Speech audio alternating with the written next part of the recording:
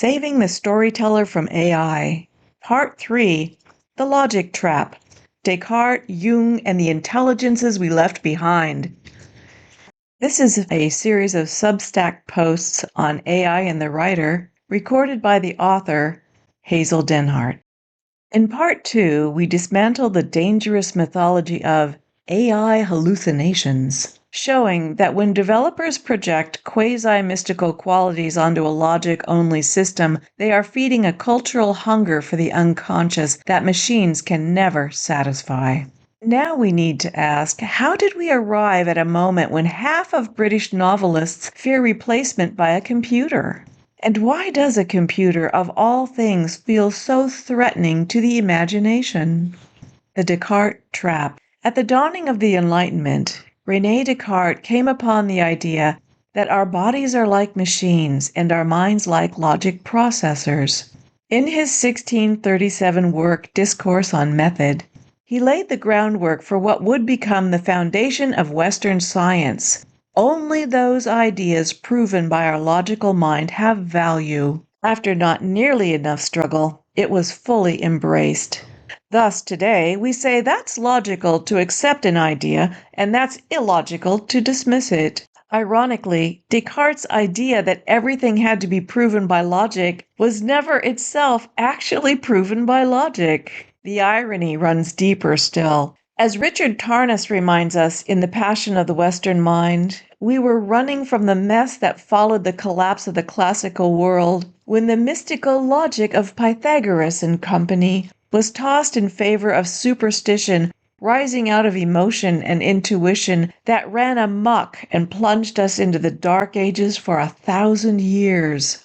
We were told not to think too much, just to accept the faith of the church and that everything would be okay. Even though the deep-minded Gnostics pressed the church to establish meaning, depth, and coherence to ensure its long-term survival, their pleas to integrate logic with faith, as the ancient Greeks had done, fell into obscurity under an Augustinian mandate.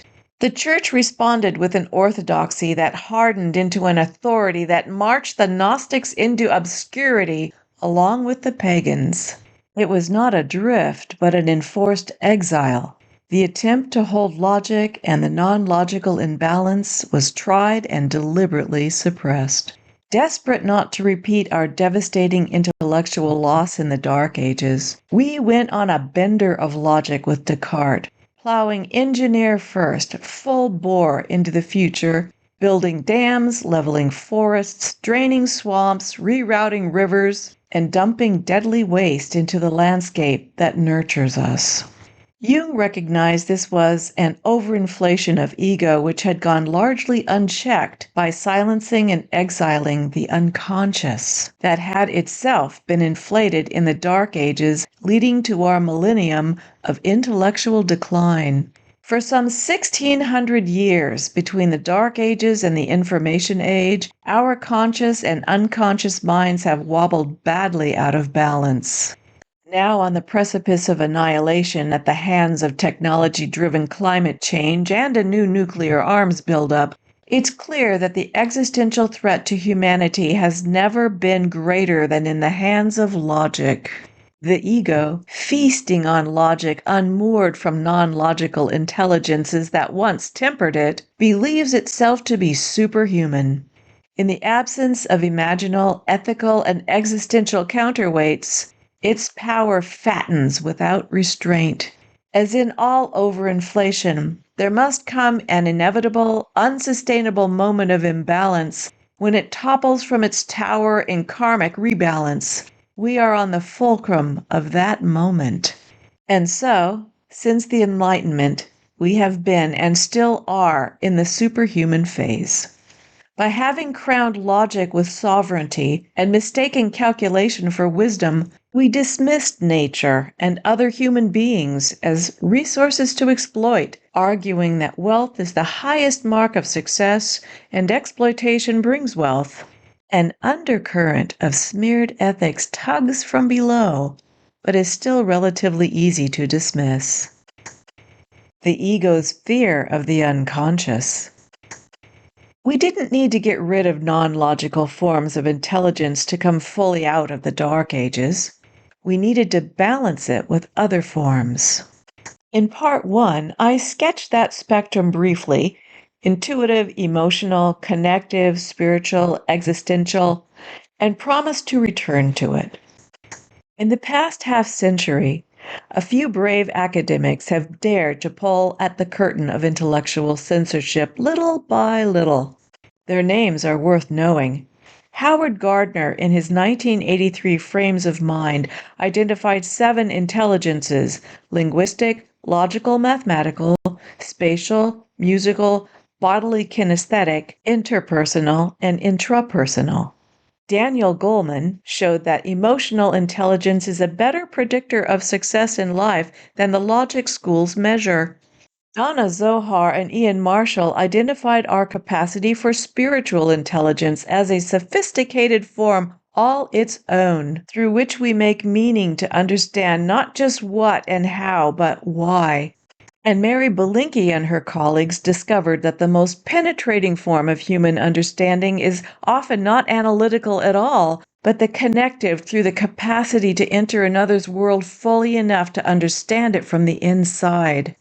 We think of the Enlightenment as a time of high intellectual achievement, and for logic it was, but it was simultaneously an altogether different new dark age, ruled by the logic-worshipping ego that was threatened by the other intellects and thus relegated them to the province of, quote, women and fools, end quote.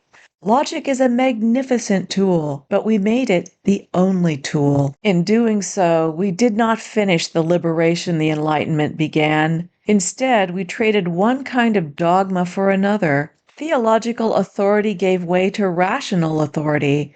Just as the Church rejected anything that could not be proven by its trial by fire, so the scientific age rejected anything that could not prove itself under the hot gaze of the microscope. Everything else was gradually invalidated and pushed into the margins: intuition, imagination, empathy, embodied wisdom, spiritual experience, the kind of deep knowing that comes not from analysis, but from genuine encounter. These are not primitive holdovers we outgrew. Rather, they are the very facilities that make us fully human. And they are precisely what makes a powerfully transcendent story one worthy of being carried on into generation after generation. For storytelling, perhaps no other form of intellect is more vital than spiritual intelligence, our capacity for making meaning, the ability to situate oneself in relation to the deepest questions of existence.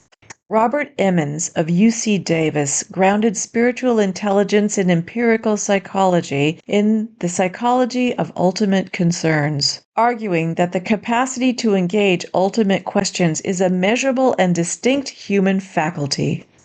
Zohar and Marshall brought the concept to popular audiences in their 2000 book Spiritual Intelligence: The Ultimate Intelligence. But the most ambitious work belongs to Ken Wilber, whose integral psychology maps spiritual development as vital to human growth by drawing on over 100 developmental psychologists and wisdom traditions to argue that spiritual knowing is not a fantasy or bizarre corner of rational knowing, but a sovereign domain of human intelligence in its own right. But gasp! Ugh!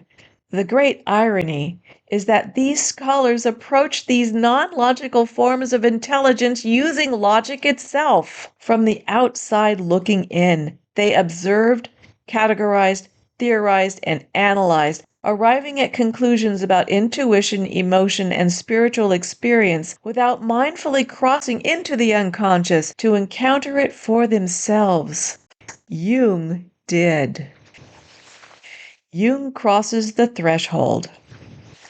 Jung developed the technique of active imagination, a direct method of entering the unconscious by concentrating on an image, dream fragment, mood, symbol, or symbolic inner figure. He was a physician and a researcher with one of the most highly trained scientific minds of the 20th century. Along with Freud, Jung laid the foundation of modern psychology as a research field. Yet he deliberately set aside his training in order to go somewhere it could not take him. He spoke to the phantoms of his imagination as real, and in doing so, they spoke back to him in meaningful conversation. This released the artist within Jung to draw, paint, or carve these animated symbols in stones. His Red Book is a private record of this decades-long practice. His journeys into the active imagination were not scientific at all, but mythological, visionary, and strange. He moved past science and logic in discovering a world we left behind to our loss in the Dark Ages. Rather than the psychologist or psychiatrist observing a patient and treating from the outside, Jung entered the world of the psyche itself, on its own terms, in its own language. Many are seeking that same experience now, not by thought alone, but by using hallucinogens to enter the purely non-logical side, the unconscious, in search of relief from such agonies as post-traumatic stress disorder. Yet again, the irony. The only legitimate authorized use of such substances is in the medical psychiatric clinic, governed by scientifically trained physicians, psychologists, or the like. However, writers and other artists, like Jung, do not need chemistry to get there. They naturally and spontaneously venture there by conjuring stories and encountering characters through their native gift in a language of creativity, image, and symbol. In The Structure and Dynamics of the Psyche, Jung reasoned that the unconscious is non-rational, non-linear, symbolic, and generative. It is not the dusty basement envisioned by Freud where we store away unwanted psychological unpleasantries. Rather, it is an active intelligence working as we sleep, dream, or stare out the window lost in fantasies from the metaphysical realm that magically turn into stories. The raw material it uses are those intolerable struggles too painful to face in everyday reality and sent into the workshop, or perhaps better, the temple of the unconscious. Jung believed that one way we seek psychological balance is through an instinctive drive for mystical encounter. Not surprisingly, it took a good century for his work to even begin to be taken seriously by the wider scholarly world and is not yet fully out of the margins. Yet we all know the craving for something spiritual. In crisis, we instinctively turn toward the mythical, mystical, or transcendent for help. Our yearning for the divine comes in private rituals, prayers, or perhaps concealing a holy symbol on a necklace or charm in a pocket. For Jung, it isn't the solving of the crisis we're after. Rather, it's the journey to solve it that is the real gift. This is the work of writers, for every story is about such a journey. On that journey, we encounter our multiple intelligences, granting the miracle of sudden insight and our transformation onto a higher level of awareness, of a new existential realization. Woven throughout the 18 volumes of his collected works, Jung leads us through the symbols of myth, following the instinct for unconscious encounter. Because the rational world still sees this as pathetic or nonsense, we must find acceptable ways to touch on it. The few legitimate ways left to us in everyday life are through stories, music, and art, which act as portals swinging open to secret passageways that the gatekeepers of the ego ignored until about a century ago. Once in these cozy corners of the deep creative, we are not alone, but united in the home of the muses with all of humanity in the great collective unconscious, be we storytellers or listeners. The Market Sieve and the Slow Death of Transcendent Story. Of course, the ego has taken notice and asserts its authority by positioning the arts to fall first under budgetary axes.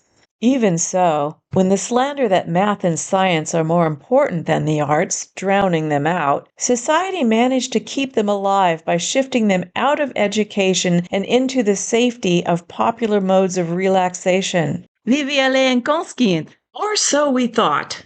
To our distress, beginning in the late 19th and early 20th centuries, Logic-driven markets undermine the power of the creative arts by turning artistic expression into products for the marketplace, churned out by an industrial machine governed by profit and loss statements. The impatient market cannot fathom justification for supporting the long and arduous process of great works of art. Like a factory farm, mass-market novels have an inhumane timeline and a strict budget with expectations of exacting profit. Little thought can be given to the natural flow of what makes it what it is. This is why few deeply transcendent stories get past a market sieve greedily filtering for quick, high-volume sales, regardless of how spiritually anemic the work might be. Hunger pangs for nurturing stories can be heard in the essays of critics like John Aldridge, lamenting that writers have become more like literary technicians, B.R. Myers, who sees stories not just as different nowadays, but fundamentally worse than in the past, and in the frustration of James Wood, observing exhausted and overworked stories that project hysterical realism instead of the magical. This is where AI is going, as it gobbles weak stories into its databases for pattern making. Like junk food triggering insulin, junk stories trigger emotions for a quick high, but without any emotional, spiritual metabolizing the energy through meaning making. The energy quickly drops, leaving us flattened, worse than before, and craving another empty boost. The future of AI stories will be far worse than those of human writers under the brutal and demanding confines of the market. Powerful art takes time because its creators are ahead of their time. Great storytellers are visionaries from the future, laying the groundwork for what is to come and preparing us for how to engage it.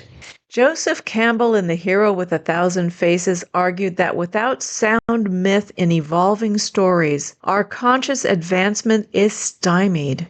Myth, he argued, is the catalyst for collective psychological evolution by taking us together into the deeper stages of the personal and collective unconscious, seeking balance. At their core, stories are not entertainment. They are an evolutionary journey. Such will always be ones to disturb the status quo, challenging firm assumptions, and demand effort because they cannot be quickly consumed. The market sieve filters for comfort and familiarity, the opposite of what transcendent journeys offer. That is the place AI can never reach. And that is the place storytellers must take us if we are to survive. In Part 4, we'll see what happens when the ego partners with AI and why the human capacity for sudden insight is the one threshold no computing system, classical or quantum, will ever cross. This is the first step to saving the storyteller from AI.